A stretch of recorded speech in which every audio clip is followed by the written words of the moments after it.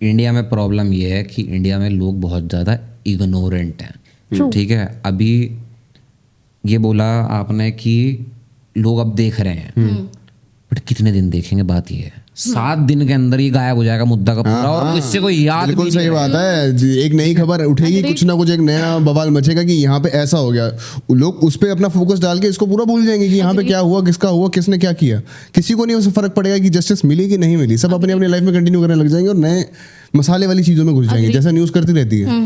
और सबसे बड़ी चीज क्या है कि ये जो आदरणीय माननीय मादरणीय जो जजेस हैं, सब पता होता है क्या सही है क्या गलत है। रीता कौशिक नाम था शायद जज का, हाँ। तो उसमें एक इंस्टेंस है, उसमें मेंशन किया, मैं पढ़ रहा था सुबह, कि जज को पता था कि वो लड़की गलत है, तो थोड़े टाइम के लिए उस लड़की को बोला कि आप बाहर जाओ, अकेले में बात करना चाहती हूँ। वो तब कहा था उसने जब बोला कि मैं सुसाइड वाली बात आ कर रही थी। लूंगा। उसने ये बोला था कि मैं इतना कुछ हो गया मेरे ऊपर, मैं ऐसा लगता है मुझे सुसाइड कर लो। तो उसकी जो वाइफ की मदर थी, उन्होंने कहा ऐसे हंसते हुए, क्यों मरे नहीं तुम, मर जाओ, ये उसने कहा था। तब उन्होंने उन दोनों को बाहर भेजा कि मुझे इससे पर्सनल बात करनी है, जहां उसने 5 लाख रुपए डिमांड किए थे कि तुम 5 लाख दे दो। वही बोल रहा हूँ, और मतलब उनको पता था। ये पता होने के बावजूद, मतलब आप सोचिए कितना सिस्टम मोटिवेटेड है हमारा कि जस्टिस देना ही नहीं, जेबें भरनी है अपनी। सिस्टम हो, पुलिस हो, सबका वही हाल है। तो रीता कौशिक जैसे आपने बताया, डिमांड करती है कि ऑफ द कोर्ट सेटलमेंट हो जाए, कि मुझे पता है ये सब तो होता रहता है। तो बोलने का मतलब है कि जब तक ये कोलेजियम सिस्टम रहेगा, बार बार आवाज़ भी उठती है इसको लेके, लेकिन कोई कुछ कर नहीं पाता। सरकारें भी आती हैं, जैसे पीएम मोदी का जो पहला टर्म था, इन्होंने एनजीएसी लाने की सोची थी, नेशनल एनजीएसी कुछ फुल फॉर्म है, तो कोलेजियम का एक जो होता है अल्टरनेट, लेकिन नहीं आ पाया। तो यही है, जब तक आप सिस्टम को क्लीन नहीं करोगे। अभी हालांकि ये सब चीज़ें हो रही, जैसे आईपीसी की जो धारा है, इसकी जगह लोग बीएनएस लेके आए हैं, तो पुराने कानून हटाए जा रहे हैं। लेकिन जजेस कि जज का बेटा भतीजा यही जज बनेगा, तो जब तक ये लोग बनेंगे तो यही होता रहेगा। वो उनको खानदानी धंधा सिखा रहे हैं कि भाई तुम अंदर जाके घपला कैसे करना है। वही चीज़ होगी ना कि करप्शन जो होता है ना, वही कहते हैं करप्शन जड़ में होता है, और जब तक आप जड़ को निकाल के नहीं फेंकोगे ना, तब तक करप्शन नहीं जाएगा। हम भले कितना भी ईमानदार नेता प्राइम मिनिस्टर क्यों ना बिठा दें, ठीक है, लेकिन जब ग्राउंड लेवल पर ही सब कुछ करप्ट है, उसको कैसे चेंज करोगे। अब मान लो, ठीक है, हम कह रहे हैं कि भाई एक फलाना पार्टी जो है वो करप्ट है और फलाना पार्टी जो है वो अनकरप्ट है, वो करप्शन हटाएगी, हमने उसे वोट कर दिया। अगर दूसरी पार्टी पहली पावर में थी इतने टाइम से, उसने जो ग्राउंड रूल सेट किए करप्शन के, वो नई पार्टी आने से वो ग्राउंड रूल नहीं गायब हो जाएंगे ना। यहाँ पर यही हुआ है। अब ये कोई नॉर्मल कोर्ट नहीं था, ये प्रिंसिपल फैमिली कोर्ट था ये, और उसका जज था ये, जज थी ये थी क्या, अब थी ही हो जाएगी, अब नहीं रहेगी ये। तो ऐसा नहीं है कि हम लोग, अगर इसको सही करना है तो हम लोगों को जजेस बदलने पड़ेंगे, हमें पहले सिस्टम को चेंज करना पड़ेगा।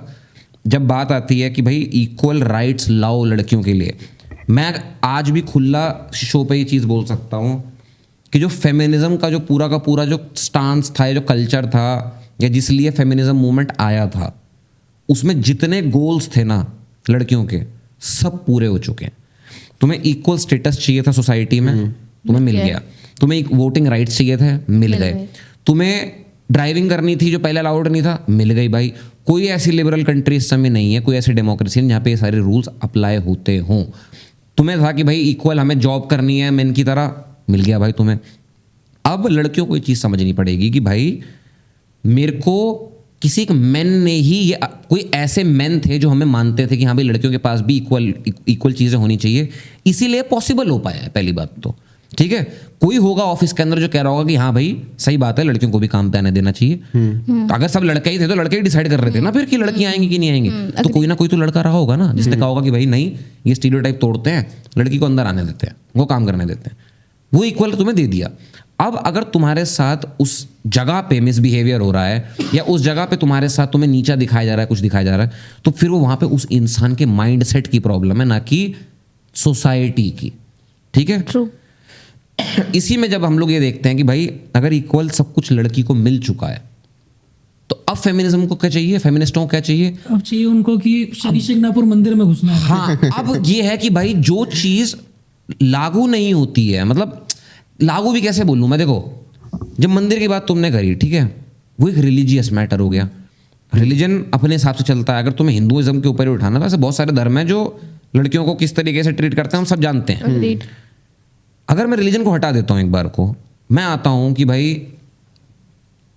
मेट्रो के डब्बे, ठीक है, अगर इक्वालिटी की बात है तो भाई तुमने वुमेन्स का एक्स्ट्रा कोच क्यों लगाया? चलो तुम उसमें बहाना दे दो कि भाई सेफ्टी, ठीक है भाई, मैं भी ये भी मान लेता हूं, मैं कहता हूं वो भी गलत नहीं है, मगर तुम एक साइड पे एक ही जेंडर को सब कुछ देते चले जा रहे हो, इक्वल देने के बाद अब तुम उसको पार कर चुके हो, ठीक है, अब तुम इक्वालिटी पे नहीं रह गए हो, अब तुम हो चुका कि अब हमें ज्यादा चाहिए, अरे ठीक है। और वो कैसे हो रहा है? पहले ये था कि ऑफिस के अंदर हमारी सैलरी इक्वल करो, अब हो गया है कि भाई क्रिकेट के अंदर भी सैलरी इक्वल करो, फुटबॉल में भी सैलरी इक्वल करो। भाई कैसे कर दें? विराट कोहली 120 मीटर का छक्का मारता है इसलिए 8 करोड़ सैलरी ले रहा है। अगर तुम 120 मीटर मार सकती हो तो भाई लो 8 करोड़, और अगर नहीं मार सकते हो तो फिर तुम्हारा पे ग्रेड उस हिसाब से होना चाहिए ना। मैं किसी ऑफिस में हूं, मान लो हम दोनों किसी ऑफिस में हैं, ठीक है, ये मेरे से बेटर काम कर रही है वहां पे, तो पे हाइक किसे मिलनी चाहिए? इसे। अगर मैं कर रहा हूं तो मुझे मिलनी चाहिए, सीधी सी बात है।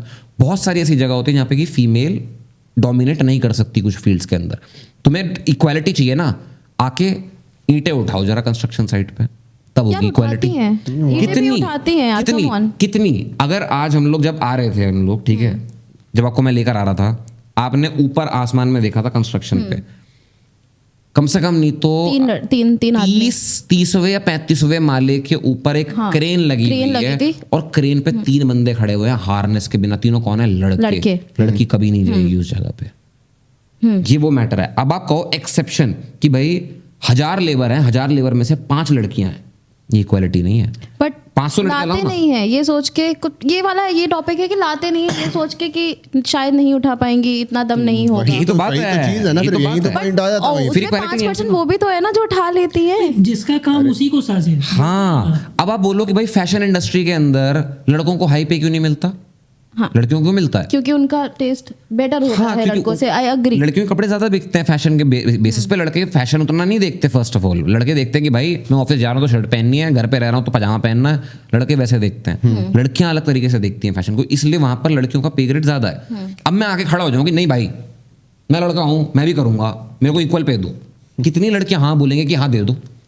एक भी होती नहीं भाई, ऐसी एक भी होती नहीं है। नहीं, एक आध बोल सकती है, सभी नहीं है। एक्सेप्शन हटा के Exceptions भी रखते हैं। मगर आप अगर पूल लगाओगे कि भाई 1 लाख मॉडल है और 1 लाख मॉडल में आप सर्वे लेने जाओगे तो 99% मुकर जाएंगी, भले उसमें 1000 हाँ बोल दें। हाँ, वो तो अग्री। ठीक है, तो बात ये है कि जब आप इक्वल चीजों की बात कर रहे हो तो फिर लॉ के अंदर भी इक्वालिटी लाओ ना भाई। लॉ ऐसा क्यों है कि सिर्फ लड़की को फेवर कर रहा है और लड़के को फेवर नहीं कर रहा? मैं मान रहा हूं तुमने उसको प्रोटेक्शन के लिए बनाया कि भाई लड़के मिसयूज करते हैं, बहुत जगह ऐसा होता था। आज की डेट में वो रिवर्स हो चुका है। ठीक है, तुम एक रेप के ऊपर तो ढंग के लॉज ला नहीं पा रहे हो भाई। तुम्हें लड़कियों को प्रोटेक्ट करना ना भाई, रेप पे लाओ ना लॉज, लाओ ना, उससे फांसी का फंदा लगाओ ना। अगर हीनियस क्राइम है तो हीनियस क्राइम की हीनियस सजा दो। मगर तुम क्या कर रहे हो?